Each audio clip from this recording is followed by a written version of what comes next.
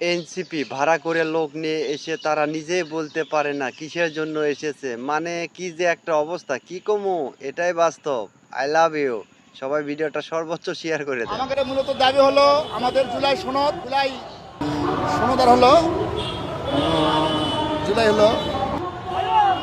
জুলাই সনদ আর ঘোষণাপত্র, জুলাই ঘোষণাপত্র, এই দুটা দাবির জন্য আমরা আসছি। আপনাদের তো তিনটা দাবি, বাকি একটা দাবি কি? দাবি আমাকে দুটা, জুলাই সনদ আর হলো এই দুটাই।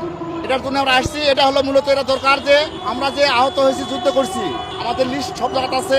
যদি এই ঘোষণাপত্র আর জুলাই সনদ না পাই, তাহলে পরবর্তীতে যে কোনো সরকার আসে আমাদেরকে কোনো মামলা হামলা করতে পারে, যে কোনো ভেজালের মধ্যে আমরা করতে পারি। এই জন্য আমাদের জুলাই সনদ আর জুলাই দরকার। আমার নিজের জন্য, আমি নিজে একজন জুলাই আহত।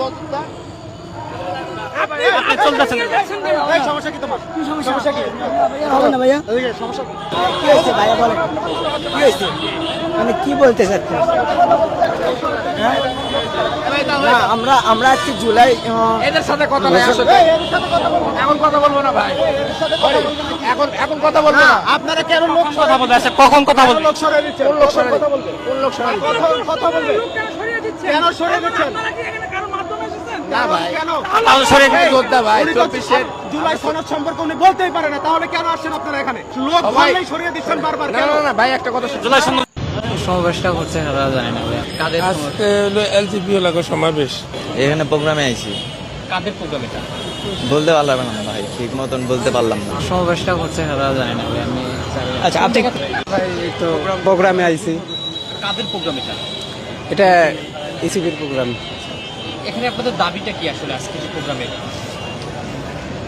এখানে আর কি, আমি তো অত সময় জানে আসিনি। যাই হোক, আইসি, বড় ভাই আছে আমাদের, বড় ভাইয়ের সঙ্গে আর কি আইসি। কাদের প্রোগ্রাম এটা?